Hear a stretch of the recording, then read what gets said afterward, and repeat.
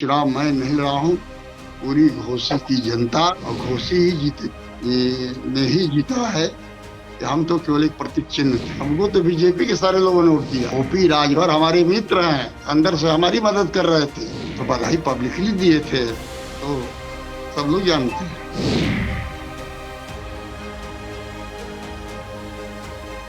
लोकसभा चुनाव 2024 से पहले यूपी के घोसी में हुई उपचुनाव को सेमीफाइनल के तौर पर देखा जा रहा था और इस सेमीफाइनल में इंडिया अलायंस की जीत हो गई है। और इस वक्त हमारे साथ सपा के प्रत्याशी जो कि घोसी से जिन्होंने जीत दर्ज की है, सुधाकर सिंह जी मौजूद हैं।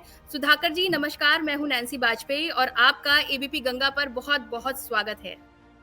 बहुत बहुत धन्यवाद। सुधाकर जी इंटरव्यू शुरू करें उससे पहले एबीपी गंगा की तरफ से आपको बहुत बहुत बधाई हो। बहुत बहुत नमस्कार। सुधाकर जी मेरा पहला सवाल आपसे ये है कि घोसी जीत के लिए आप कितना आश्वस्त थे? मैं राष्ट्रीय अध्यक्ष माननीय अखिलेश यादव जी का आभारी हूँ, जिन्होंने घोसी से चुनाव लड़ने के लिए हमको टिकट दिया। और यह चुनाव मैं नहीं लड़ा हूँ, पूरी घोसी की जनता और घोसी की आवाम और वहाँ के सारे पार्टियों के लोग मिल करके लड़े हैं और घोसी ही ने ही जीता है। हम तो केवल एक प्रतीक चिन्ह थे। आपको क्या लगता था कि आप सिटिंग एमएलए जो रहे थे जिन्होंने सीट छोड़ दी थी, मतलब बीजेपी में चले गए थे सपा छोड़ के, जिसके बाद घोसी में उपचुनाव हुआ, तो आप कितना आश्वस्त थे कि आप दारा सिंह चौहान को हरा देंगे? वो हमारे मित्र हैं, हम लोग एक साथ पढ़े हैं और मैं मधुबन से भी विधायक रहा हूँ, घोसी से भी रहा हूँ। और माननीय फागू चौहान जो आज राज्यपाल हैं, वो भी हमारे मित्र हैं, हमसे वो भी लड़ करके हार चुके थे। और घोसी की जनता ने ही हमको अपने लड़ी, अपनी जिताई। मैं तो शुरू से ही घोसी जनता आश्वस्त थी कि जब जनता सारी लड़ रही है तो और कोई भी दल पार्टी क्या कर सकती है। जी, आपने कहा कि दारा सिंह चौहान आपके मित्र रहे हैं, तो कोई मित्रता से जुड़ा कोई किस्सा, कोई याद हो जो आप हमारे साथ जी, शेयर करना चाहें? जी, जी, जी, जी। मैं पीजी कॉलेज घोसी का प्रेसिडेंट था, फिर वहाँ से आजमगढ़ जाकर के सिवली कॉलेज जो नेशनल कॉलेज उसका महामंत्री हुआ और डीएवी से मैं चुनाव लड़ा रहा था और दारा भाई भी लड़े थे, दुर्भाग्य से पर्चा दाखिल नहीं कर पाए। तब से हमारी मित्रता उनकी है। तब से मित्रता है। तो ये अभी तो जी, आपने उन्हें हरा दिया है, ये मित्रता आगे बनी रहेगी कि नहीं? मित्रता मित्र कहाँ छूटता है, ये तो श्मशान घाट तक रहता है साथ में ना, जब तक। मतलब राजनीतिक लड़ाई अपनी जगह और व्यक्तिगत दोस्ती अपनी जगह। यह तो दो है, ये कोई दो लड़ाई लड़ाई लड़ करके शाम को हम लोग चाय पीते हैं एक जगह बैठ के। अच्छा, आप जीत गए घोसी, तो दारा सिंह चौहान जी का क्या फ़ोन आया आपको बधाई देने के लिए, कुछ ऐसा हुआ? तो बधाई पब्लिकली दिए थे, तो सब लोग जानते हैं। अच्छा सुधाकर जी उपचुनाव के दौरान बहुत सारी चीज़ें हुई। दारा सिंह चौहान पर स्याही भी फेंकी गई और इस स्याही कांड को लेकर आरोप-प्रत्यारोप भी लगे। बीजेपी ने सपा पर आरोप लगाए और सपा की तरफ से बीजेपी की तरफ आरोप लगाए गए। उस वक़्त ये भी उठा था कि बीजेपी कहीं न कहीं उसको शक है कि हो सकता है वो घोसी ना जीत पाए, लेकिन रिज़ल्ट में भी ऐसा ही हुआ कि सपा जीत गई। उस स्याही कांड को आप कैसे देखते हैं? उस स्याही कांड तो स्वतः कराया गया था, उसका तो खुलासा हो गया। जो पकड़ा उसने कहा कि ये तो मुझको बीजेपी के लोगों ने ही करवाया था। ये तो आपने देखा होगा टीवी टेलीविजन पर। सुधाकर जी, जी, आपको उन्होंने टिकट दिया, लेकिन अंदर खात से हमको ये खबरें मिल रही है कि शिवपाल यादव जी की बहुत बड़ी भूमिका रही है सुधाकर सिंह को टिकट देने में, क्योंकि आप पहली पसंद थे उनके। माननीय शिवपाल जी, माननीय रामगोपाल जी और माननीय हमारे राष्ट्रीय अध्यक्ष, सबका भरपूर समर्थन रहा है। विशेष तर कृपा हमारे राष्ट्रीय अध्यक्ष माननीय अखिलेश यादव की रही है, जिन्होंने टिकट दिया, मौका दिया। सुधाकर जी अभी आपने शायद अजय राय जी का बयान सुना होगा, वो थोड़ा-सा अखिलेश जी से नाराज़ नज़र आए हैं, क्योंकि उपचुनाव हुआ। अगर हम घोसी उपचुनाव की बात करें तो घोसी में कांग्रेस ने सपा यानी कि सुधाकर सिंह को जिताने के लिए पूरा पूरा सहयोग किया। लेकिन जब बागेश्वर उपचुनाव की बारी आई तो बागेश्वर में सपा ने अपना कैंडिडेट अलग उतार दिया और बागेश्वर में कांग्रेस हार गई। तो अजय राय जी थोड़ा रुष्ट नज़र आ रहे हैं और उनका बयान सामने आया है कि अखिलेश जी कहते हैं कि कांग्रेस को बड़ा दिल दिखाना चाहिए, लेकिन बागेश्वर में अखिलेश जी बड़ा दिल दिखा नहीं पाए। तो आप उनके इस बयान को कैसे देखते हैं? यह राष्ट्रीय मामला है, इससे हमको क्या मतलब? यह घोषी में सारी जनता ने हमको वोट दिया है। तो आपको नहीं लगता कि जब इंडिया अलायंस की बारी आती है तो ये इस एक घटना ने कहीं न कहीं बीजेपी को मौका दे दिया है इंडिया अलायंस पर सवाल उठाने के लिए? हमको तो बीजेपी के सारे लोगों ने वोट दिया।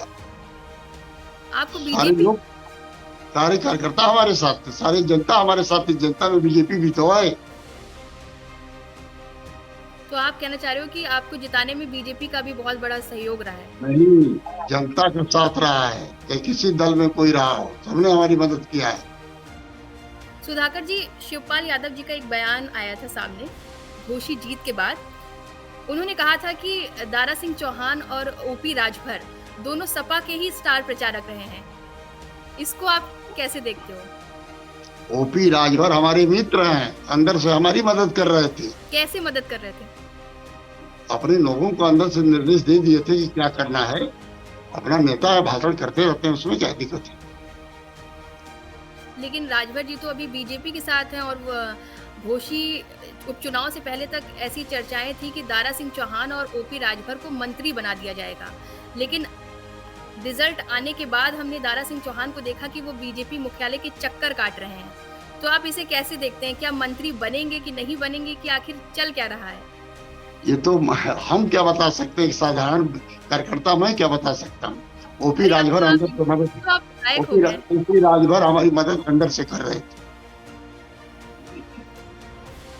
लेकिन ओपी राजभर जी की तरफ से तो ये कहा जा रहा है कि अखिलेश जी को तो वो सैफई पहुंचा देंगे। हालांकि घोषी का रिजल्ट तो सपा के समर्थन में रहा। जी, बता तो दिया हमने कि ओपी राजभर जी अंदर से हमारी मदद कर रहे थे। ओपी राजभर जी और दारा सिंह को क्या मंत्री बनाया जाएगा? क्या लगता है आपको? ये तो माननीय उत्तर प्रदेश के मुख्यमंत्री माननीय योगी जी, जो हम लोगों के पिछेश्वर, वही बता सकते हैं। सुधाकर जी, मायावती से जुड़ा सवाल है कि 2022 के चुनाव में बीएसपी भी घोषी से उपचुनाव लड़ा था और तीसरे नंबर पर रही थी। लेकिन इस बार बीएसपी की तरफ से कैंडिडेट नहीं उतारा गया, जिसका सीधे सीधे फायदा सपा को पहुंचा है। कहा जा रहा है कि दलित वोट बैंक जो है वो खिसक के सपा की तरफ आ गया है। हालांकि सपा की तरफ से हमेशा ये आरोप लगाए जाते रहे हैं कि मायावती बीजेपी की बी टीम है। आप इसे कैसे देखते हैं? मैं राष्ट्रीय नेता नहीं हूँ, मैं कार्यकर्ता हूँ।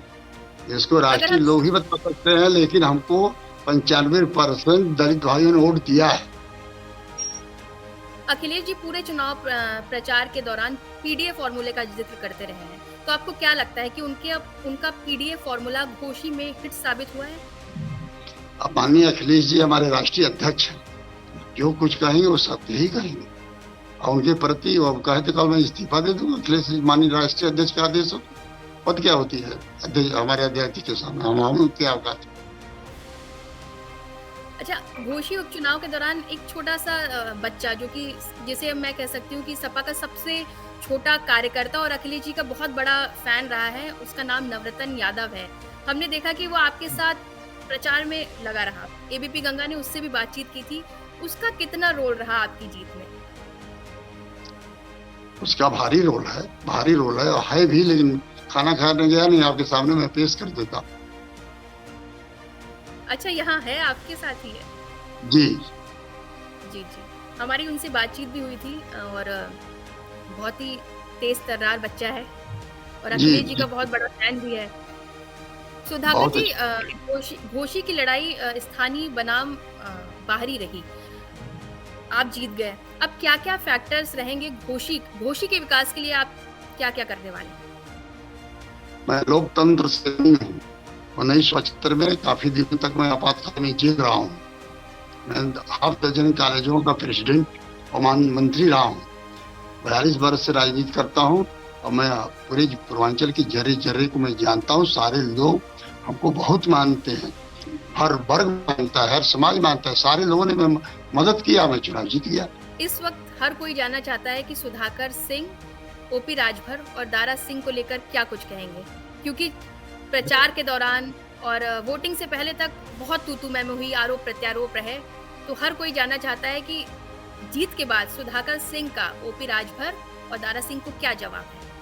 हम लोगों का कोई विरोध नहीं होता है, मंच भाई का होता है। और उतर के लोग एक ही साथ चाय पीते हैं, उसमें कोई विरोध राजनीति में नहीं हुआ करता।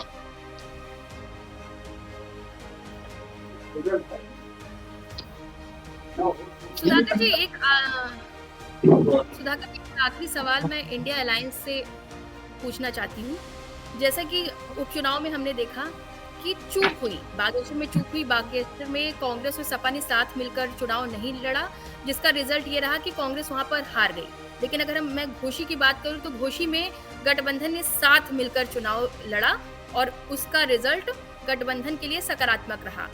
24 के चुनाव की अगर बात करूं तो अगर ऐसी ही चूक रही तो 24 का चुनाव इंडिया अलायंस कैसे जीतेगा और क्या प्लानिंग है 24 का चुनाव जीतने की इंडिया अलायंस? मैं राष्ट्रीय नेता नहीं हूँ, मैं क्षेत्रीय कार्यकर्ता हूँ। ये राष्ट्रीय बात है, राष्ट्रीय लोग जाने। लेकिन लोकसभा की 80 जो सीटें यूपी की हैं, बीजेपी का लक्ष्य है कि वो 80 सीटें जीतनी हैं और आप उसी यूपी की एक सीट के विधायक भी हैं और अभी जीते भी हैं। तो ये सवाल आपसे भी पूछा जाना चाहिए। गठबंधन अलायंस का 24 के चुनाव को लेकर क्या कुछ तैयारी है? तो राष्ट्रीय लोग जाने, हम तो कार्यकर्ता हैं, हम क्या यूपी की 80 लोकसभा सीट जीतने के लिए बीजेपी पूरी तैयारी में लगी हुई है। सपा की क्या तैयारी है? ये तो राष्ट्रीय अध्यक्ष अखिलेश यादव जी ही बता सकते हैं। बतौर सपा के कार्यकर्ता जो आप बार बार बोल रहे हो, आप क्या करने वाले हो 24 के चुनाव को लेकर साइकिल दौड़ाने के लिए? हमको तो जो राष्ट्रीय अध्यक्ष का निर्देश होगा हमको पालन करना है, हम तो पालन करने वाले हैं। ठीक है सुधाकर जी, बहुत बहुत धन्यवाद एबीपी गंगा से बातचीत करने के लिए। तो ये थे हमारे साथ घोसी के सपा विधायक सुधाकर सिंह जी, जिनसे तमाम मुद्दों पे बात हुई है। ऐसे ही तमाम अपडेट्स देखते रहें आप सिर्फ एबीपी गंगा पर।